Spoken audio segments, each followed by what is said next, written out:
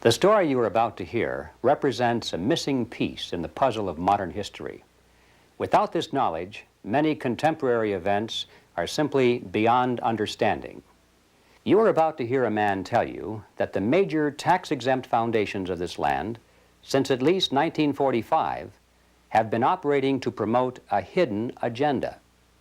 And that agenda has nothing to do with the surface appearance of charity, good works, or philanthropy.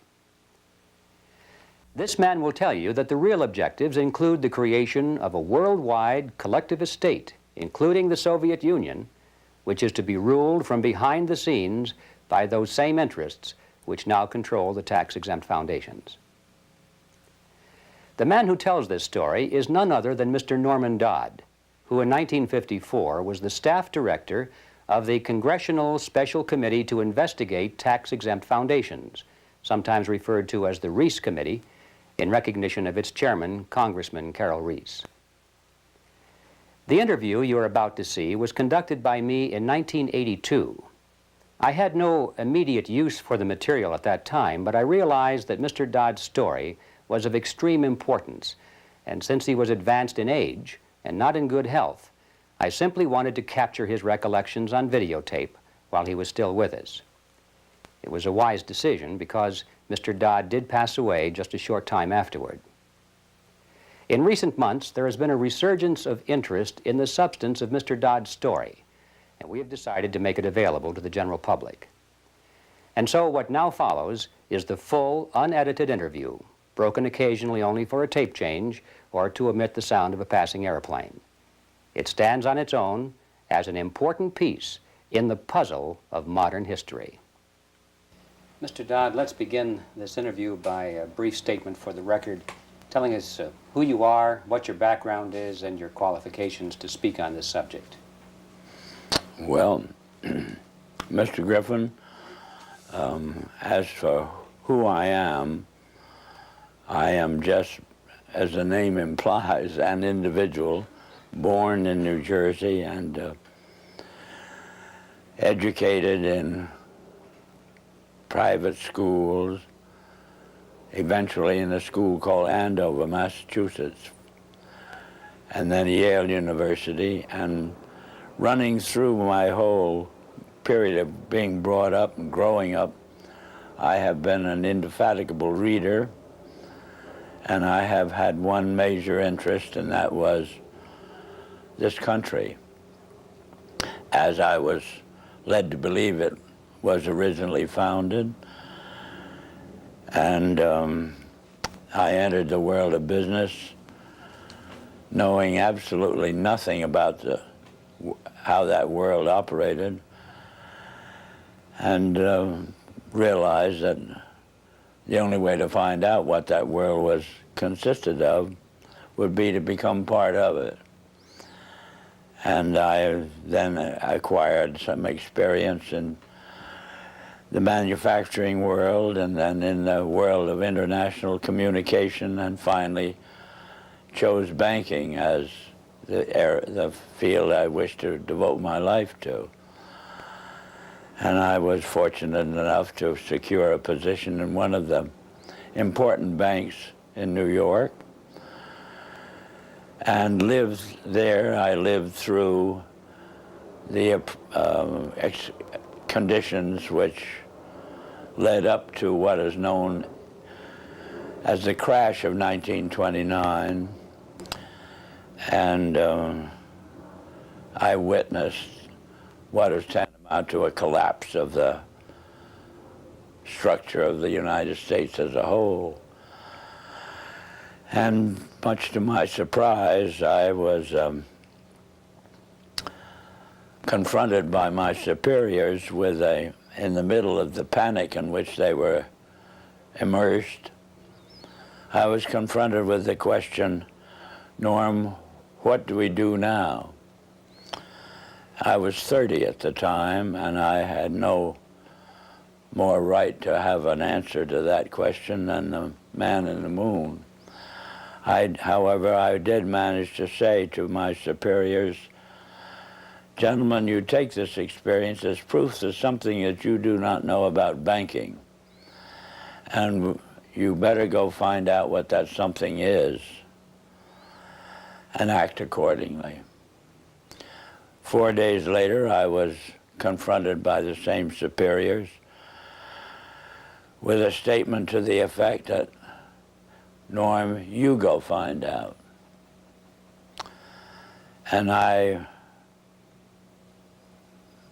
really was fool enough to accept that assignment because it meant that you were going out to search for something and nobody could tell you what you were looking for.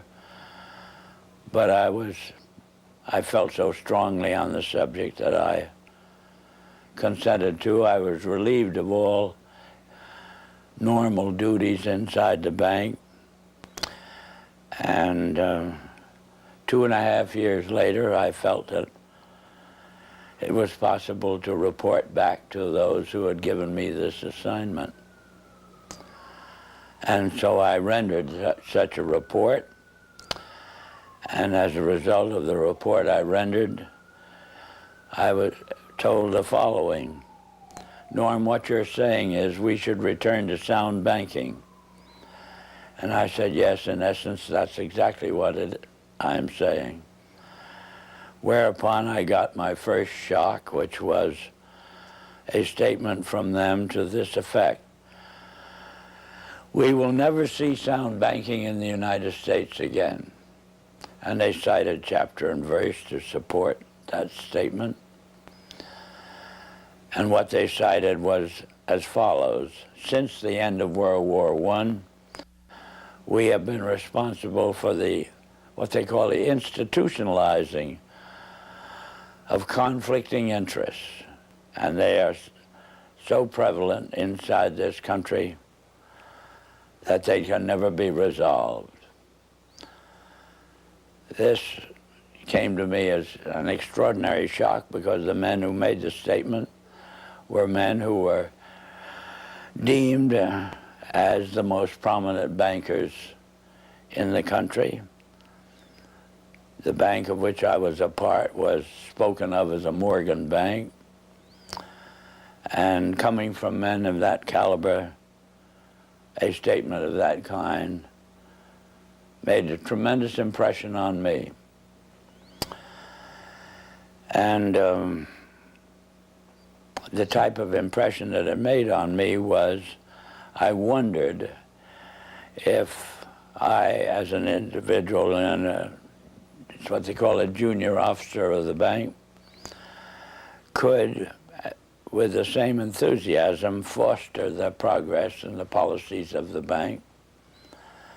I spent about a year trying to think this out and came to the conclusion that I would have to resign.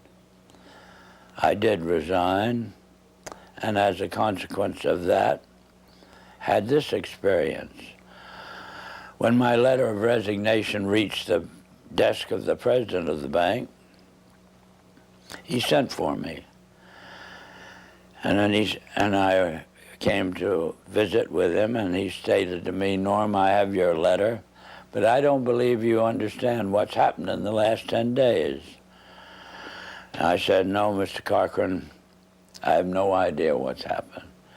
Well, he said, the directors have never been able to get your report to them out of their mind.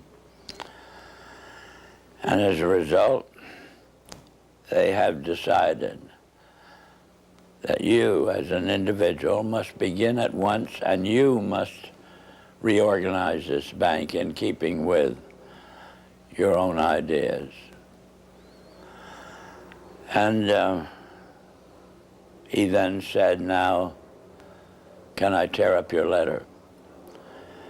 And inasmuch as what had been said to me was offering me, at the age of, by then, 33, about as fine an opportunity for service to the country as I could imagine, I said yes. And they said they wished me to begin at once. And I did, and suddenly, in the span of about 6 weeks, I was not permitted to do another piece of work. And every time I brought the subject up, I was kind of patted on the back and said, and told, stop worrying about it, Norm. Pretty soon you'll be a vice president, and then you will have quite a handsome salary and ultimately be able to retire on a very worthwhile pension.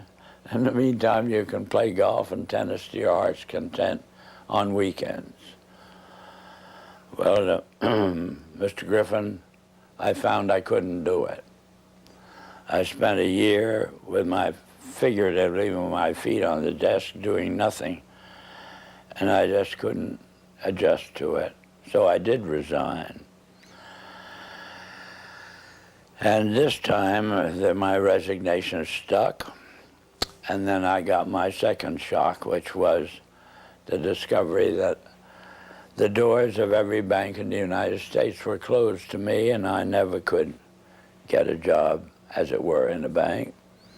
So I found myself, for the first time since I'd graduated from college, out of a job.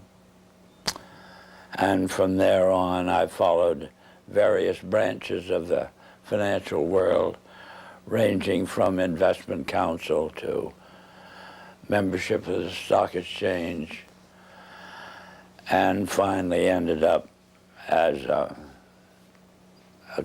an advisor to a few individuals who had capital funds to look after. In the meantime, my major interest became very specific, which was to endeavor, by some means, of getting the educational world to actually, you might say, teach the subject of economics realistically and move it away from the support of various speculative activities that characterize our country. And I have had that interest, and you know how as you generate a specific interest, you find yourself gravitating toward persons with similar interests. And ultimately, I found myself kind of the center of the world of dissatisfaction with the direction that this country was headed. And that's on one direction, and this same way I found myself in contact with many individuals who, on their own, had done a vast amount of studying and research in areas which were part of the problem. And well, Mr. Dodd, if I may interrupt here for a second, at what point in your career did you become connected with the Reese Committee? 1953. 1953. Yeah. And what was that capacity, sir? That was the capacity of what they call Director of Research for the Reese Committee. Can you tell us what the Reese Committee was attempting to do? Yes, I can tell you. It was operating and carrying out instructions embodied in a resolution passed by the House of Representatives, which was to investigate the activities of foundations as to whether or not these activities could justifiably be labeled un-American without, I might say, defining what they meant by un-American. But that was the resolution, and the committee had then the task of selecting a council, and the council in turn had the task of selecting a staff, and he had to have somebody who would direct the work of that staff. And that was what they meant by the Director of Research. What were some of the details, the specifics that you told the committee at that time? Well, Mr. Griffin, in that report, I specifically, number one, defined what was, to us, what was meant by the phrase un-American. And we defined that in our way as being a determination to effect changes in the country by unconstitutional means. We have plenty of constitutional procedures, assuming that we wish to effect a change in the form of government or that sort of thing. And therefore, any effort in that direction which did not avail itself of the procedures which were authorized by the Constitution could be justifiably called un-American. That was the start of educating them up to that particular point.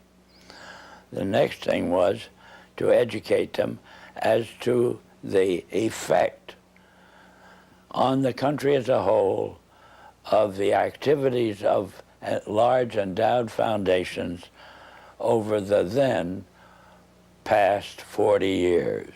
What was that effect, sir?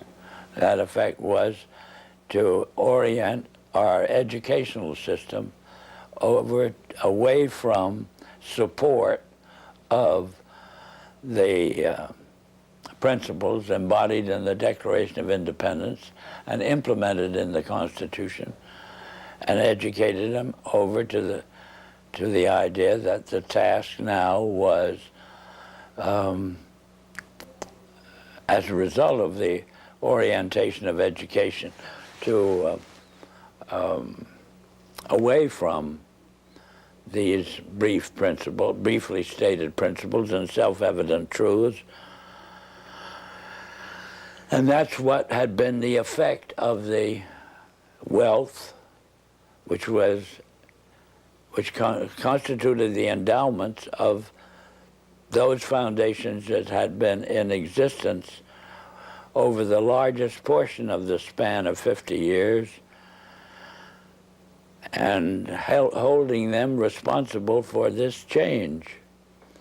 And what we were able to bring forward was that what we had uncovered was the determination of these large endowed foundations through their trustees to actually get control over the content of American education. There's quite a bit of publicity given to your conversation with Rowan Gaither. Would you please tell us who he was and what was that conversation you had with him? Rowan Gaither was at that time president of the Ford Foundation. And Mr. Gaither had sent for me when I found it convenient to be in New York, asked me to call upon him at his office, which I did.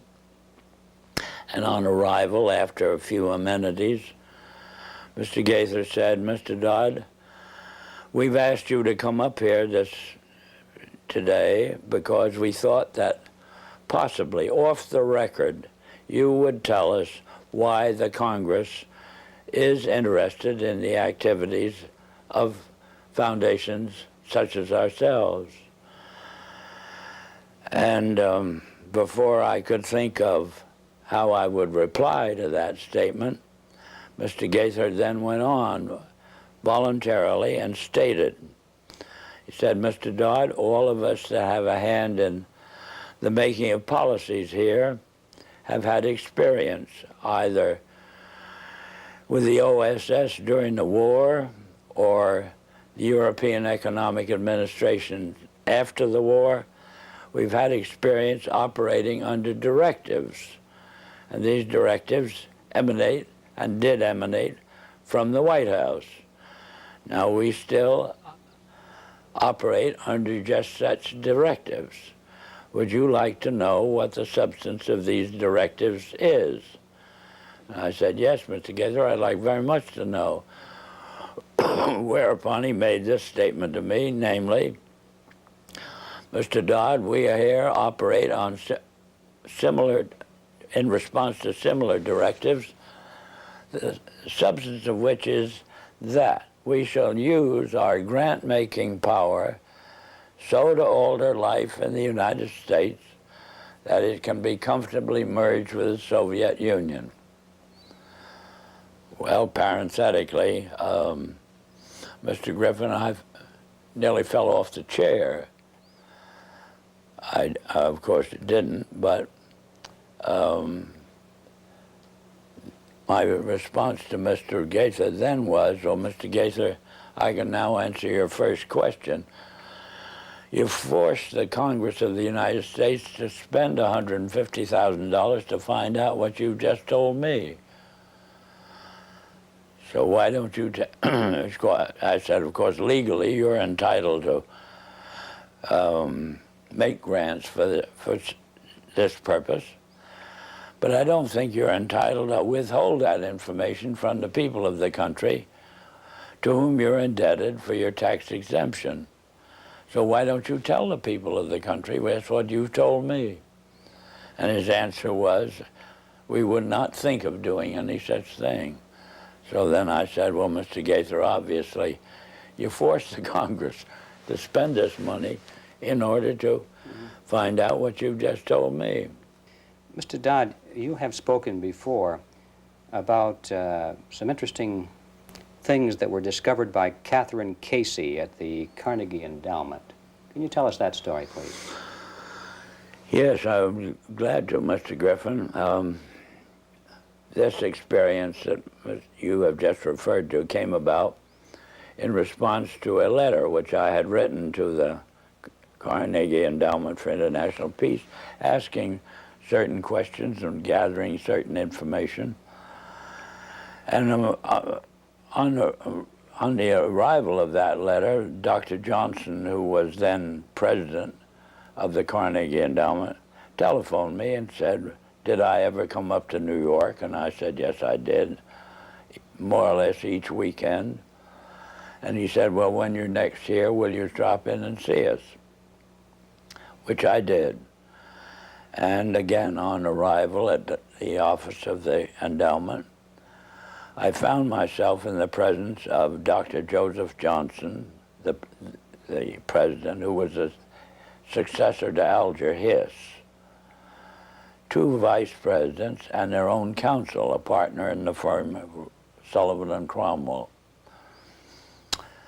And Dr. Johnson said, after, again, amenities, Mr. Dodd, we have your letter. We can answer all those questions, but it'd be a great deal of trouble. And we have a counter-suggestion. And our counter-suggestion is that if you can spare a member of your staff for 2 weeks and send that member up to New York, we will give to that member a room in the library and the minute books of this foundation since its inception. And we think that whatever you want to find out or the Congress wants to find out will be obvious from those minutes. Well, my first reaction was they'd lost their mind.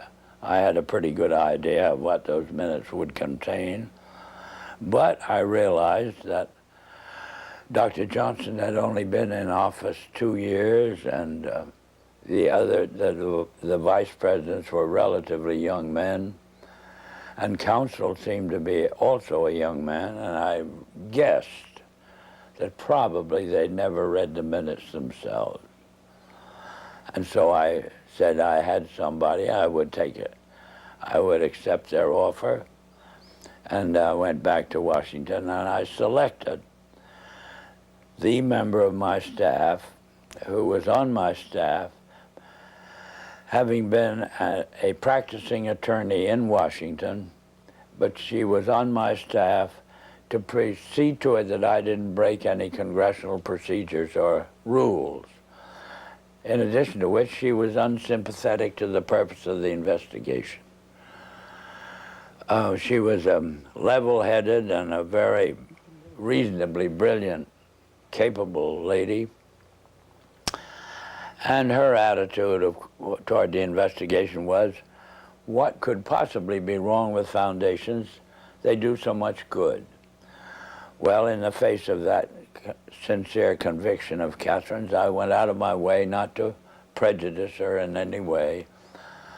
But I did explain to her that she couldn't possibly cover 50 years of handwritten minutes in 2 weeks. So she would have to do what we call spot reading. and I blocked out certain periods of time to concentrate on. And off she went to New York.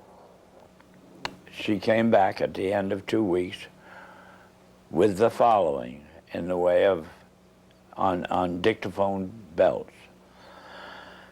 We are now at the year 1908, which was the year that the Carnegie began operations. And in that year, the trustees, meeting for the first time, raised a specific question, which they discussed throughout the balance of the year in a very learned fashion. And the question is there any means known more effective than war, assuming you wish to alter the life of an entire people? And they conclude that no more effective means than war to that end is known to humanity. So then in 1909 they raised the second question and discussed it, namely, how do we involve the United States in a war? Well, I doubt at that time if there was any subject more removed from the thinking of most of the people of this country than its involvement in a war. There were intermittent shows in the Balkans, but I doubt very much if many people even knew where the Balkans was. Then finally, they answer that question as follows. We must control the State Department. And then that very naturally raises the question of how do we do that? And they answer it by saying we must take over and control the diplomatic machinery of this country. And finally they resolve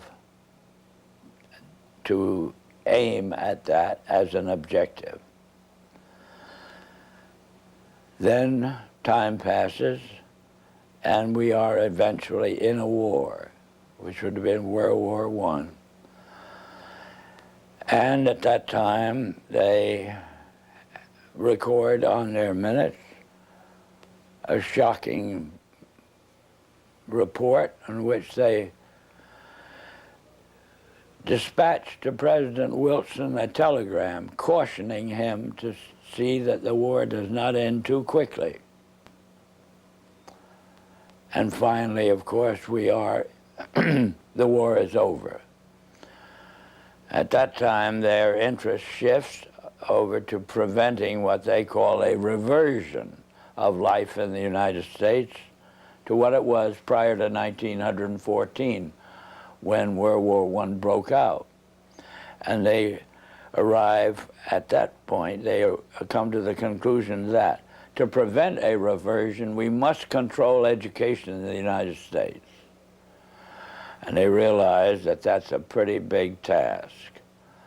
So to them, it is too big for them alone, so they approach the Rockefeller Foundation with the suggestion that that portion of education which could be considered domestic be handled by the Rockefeller Foundation, and that portion which is international should be handled by the endowment.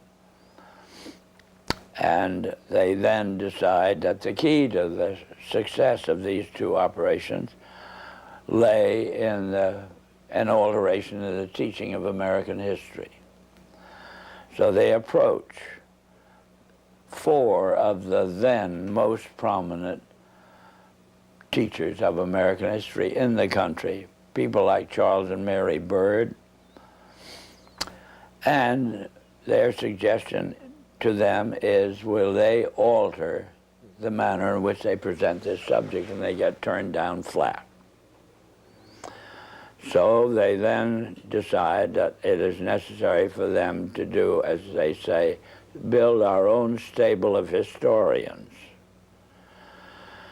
And then they approach the Guggenheim Foundation, which specializes in fellowships, and say, when we find young men in the process of studying for doctorates in the field of American history, and we feel that they are the right caliber. Will you grant them fellowships on our say-so? And the answer is yes. So under that condition, eventually they assembled 20. And they take this 20 potential teachers of American history to London, and there they're briefed into what is expected of them when, as and if they secure appointments in keeping with the doctorates they will have earned. And that group of 20 historians ultimately becomes the nucleus of the American Historical Association. And then toward the end of the 1920s, the endowment grants to the American Historical Association $400,000 for a study of our history in a manner which points to what can this country can it look forward to in the future. And that culminates in a 7-volume study, the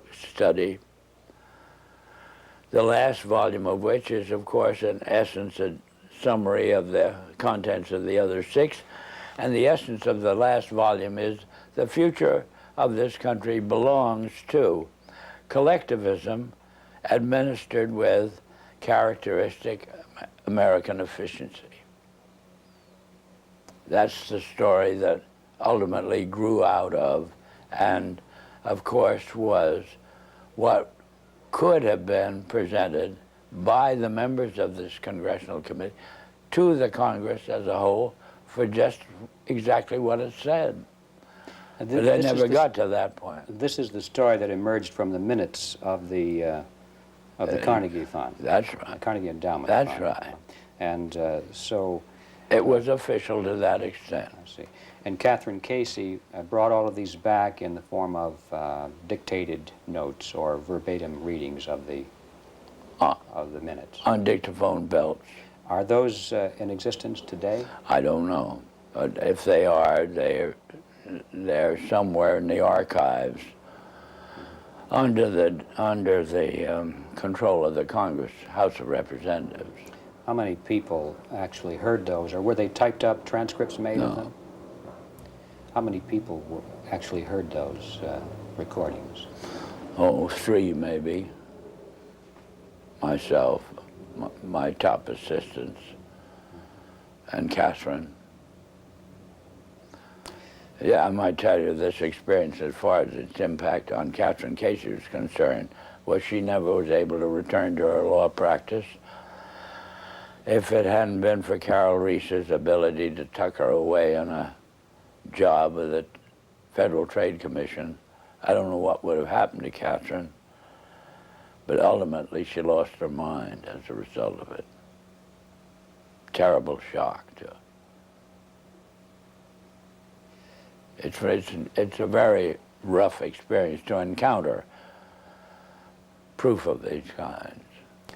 Mr. Dodd, what kind, well, can you summarize the opposition to the committee, the Reese Committee, and particularly the efforts to sabotage the committee? Well, they began right at the start of the work of an operating staff, Mr. Griffin, and it began on the day in which the committee met for the purpose of consenting to or confirming my appointment to the position of Director of Research. Thanks to the abstention of the minority members of the committee, that is the 2 Democratic members, from voting, why technically I was unanimously appointed. And well, wasn't the White House involved in opposition to the committee? Well, not at this particular point, sir. Mr. Reese ordered counsel and myself to visit Wayne Hayes. And Wayne Hayes was the ranking minority member of the committee as a Democrat. So we, counsel and I, had to go down to Mr. Hayes' office, which we did. Mr. Hayes greeted us with the flat statement directed primarily to me, which was that I am opposed to this investigation.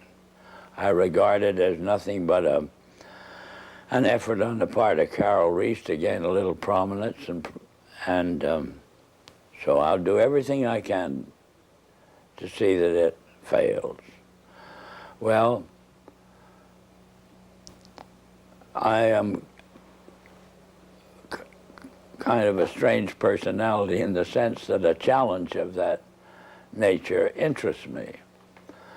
Our counsel withdrew. He went over and sat on a couch on Mr. Reese's office and pouted.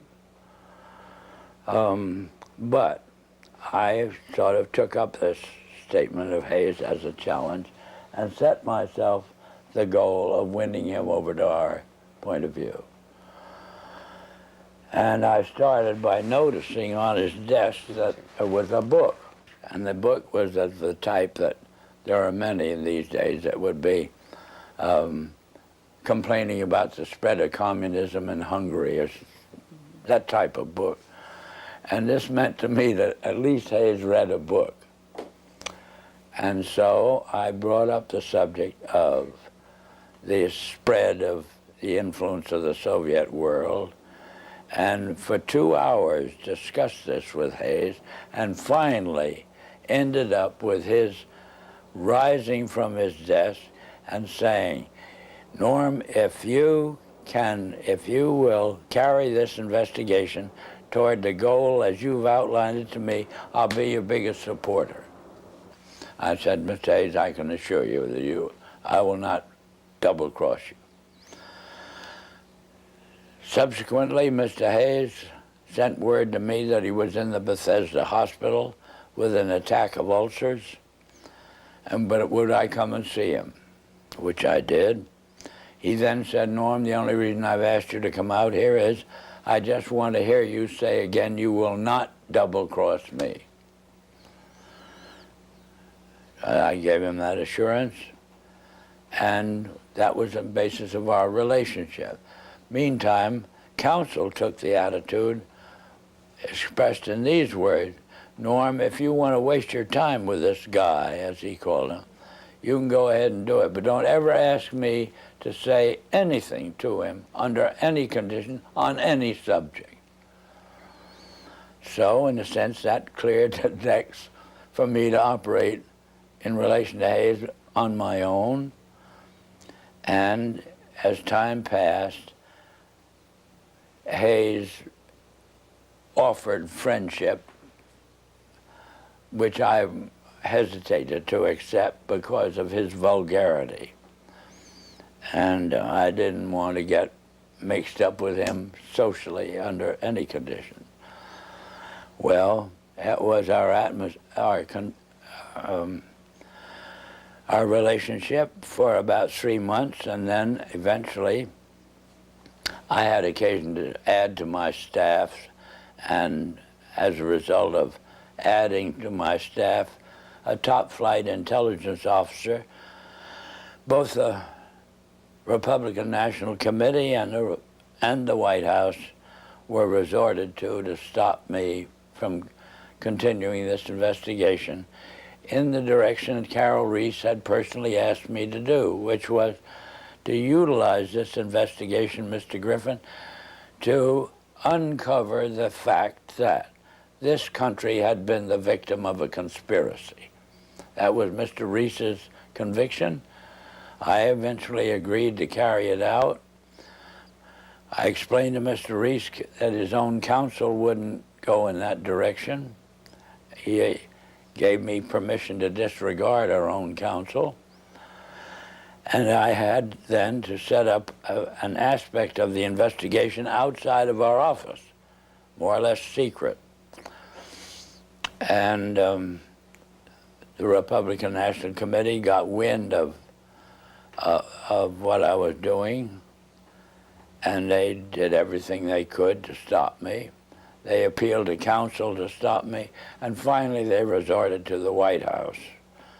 Was their objection because of what you were doing or because of the fact that you were doing it outside of the official auspices of the committee? No, their objection was, as they put it, my devotion to what they call anti-Semitism.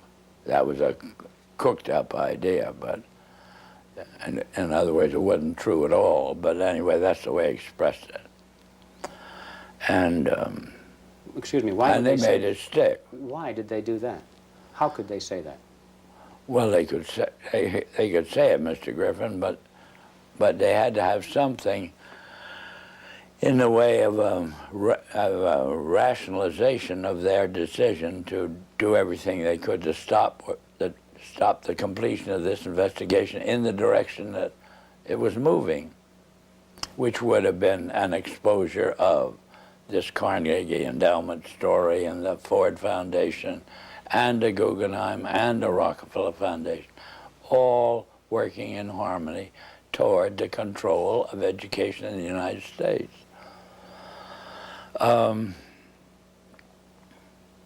Well, in any event, to secure the help of the White House in the picture, they assigned, they got the White House to cause the liaison personality between the White House and the Hill, a major person, to go up to Hayes and try to get him to, as it were, actively oppose what investigation was engaged in. And Hayes very kindly then would listen to this visit from Major Person. Then he would call me and say, Norm, come up to my office, I have a good deal to tell you. I would go up. He'd tell me, I've just had a visit from Major Person, and he wants me to break up this investigation. So I then say, well, Wayne, what did you do? What did you say to him? He said, I just told him to get the hell out. And he did that 3 times, and I got pretty proud of him in the sense that he was, as it were, backing me up. And we finally embarked upon hearings at Hayes' request because he wanted to get them out of the way before he went abroad in the summer. And but why were the hearings finally terminated? What happened to the committee? What happened to the committee or the hearing? Or the hearings. The hearings. Oh, the hearings were terminated. Carol Reese was up against such a furor as Hayes, through the activity of our own counsel. Hayes became convinced that he was being double-crossed, and he put on a show in a public hearing room, Mr. Griffin, that was an absolute disgrace. And he called Carol Reese publicly every name in the book, and Mr. Reese took this as proof that he couldn't continue the hearings.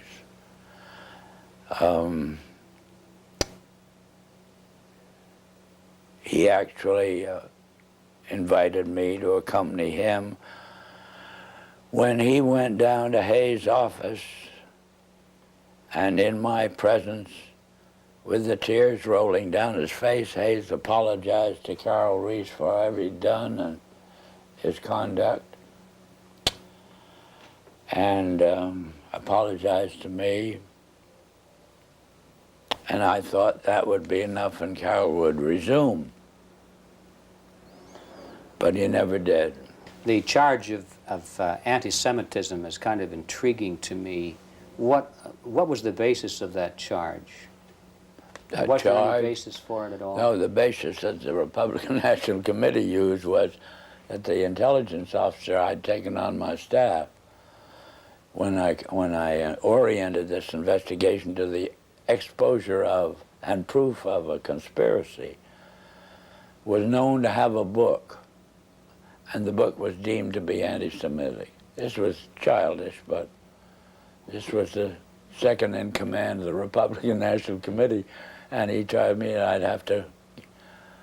would have to dismiss this person from my staff. Who was that person, sir? Who was that person? The person? Yes. A Colonel Lee Lorraine. Lee Lorraine. Yeah. And what was his book, do you recall? The title of his book? The book they referred to was called Waters Flowing Eastward, which was a very castigation of the Jewish influence in the world. What were some of the other charges made by Mr. Hayes against Mr. Reese? Oh, just that Mr. Reese was utilizing this investigation for his own prominence inside the House of Representatives. That was the only charge Hayes could think of. How would you describe the motivation of the people who created the foundations, the big foundations in the very beginning? What is or what was their motivation?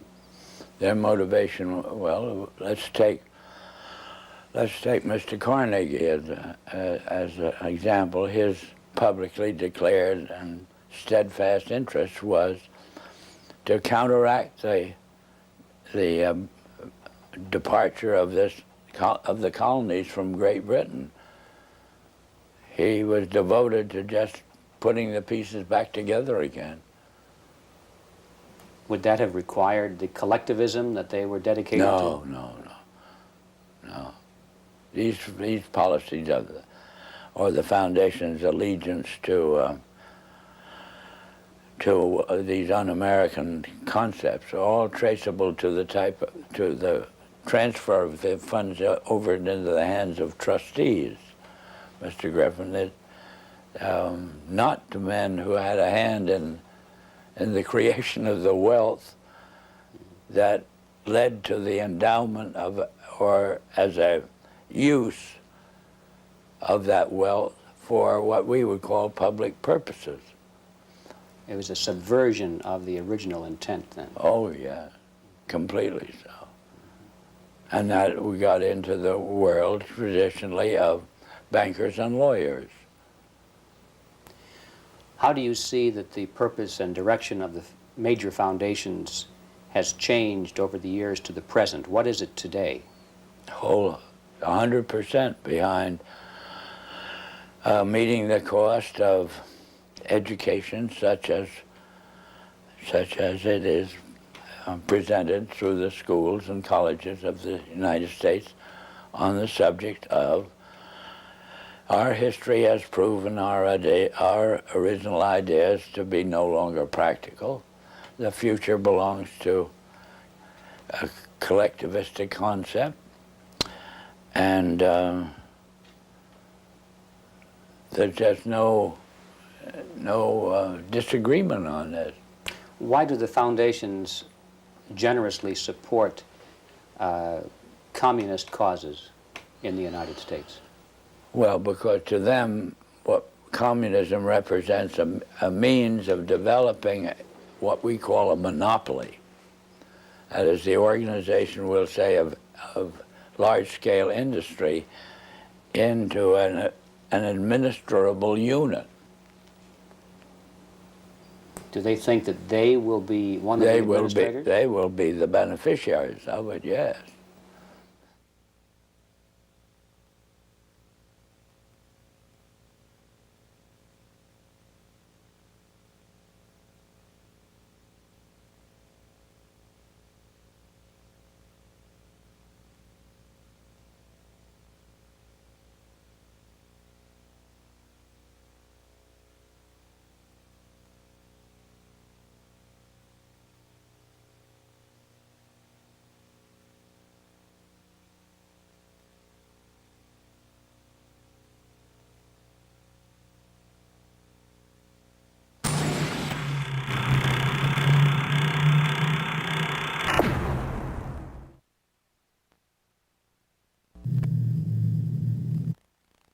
We have seen their kind before. They are the heirs of all the murderous ideologies of the 20th century. By sacrificing human life to serve their radical visions, by abandoning every value except the will to power. They follow in the path of fascism, Nazism, and totalitarianism. And they will follow that path all the way to where it ends, in history's unmarked grave of discarded lies. Every nation in every region now has a decision to make. Either you are with us or you are with the terrorists.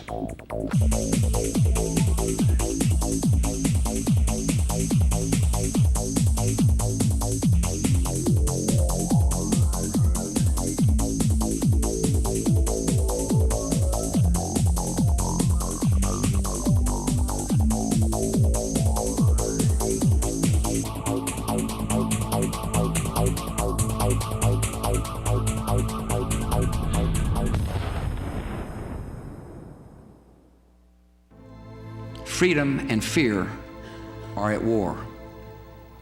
The advance of human freedom, the great achievement of our time and the great hope of every time, now depends on us. Our nation, this generation, will lift a dark threat of violence from our people and our future. When freedom is lost, it is lost forever. We are losing the right to make our own determinations about what we think, what we eat, how we protect our health, how we protect our children, and whether, in fact, we are members of a free and democratic society. The purpose of education in America today is not education. It is indoctrination, in internationalism, in collectivism, and in atheism, and they're doing a wonderful job. They have to destroy the United States Constitution and our way of life. And they've got to do so in such a way that will actually embrace it. You have to get a hold of the minds of the young. Why